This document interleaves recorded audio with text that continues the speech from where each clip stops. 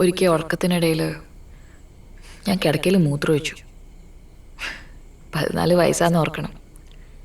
School മൊത്തം അറിഞ്ഞു. കുട്ടികൾക്കിടയിൽ അതൊരു ഭയങ്കര ജോക്കായി.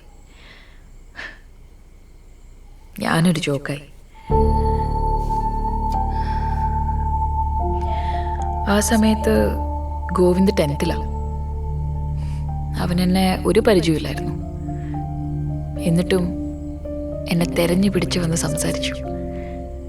ഒരു ടീച്ചറും ഒരു ക്ലാസ്മേറ്റും സംസാരിക്കാത്ത രീതിയിൽ, ഒരല്പം പോലും കളിയാക്കാതെ.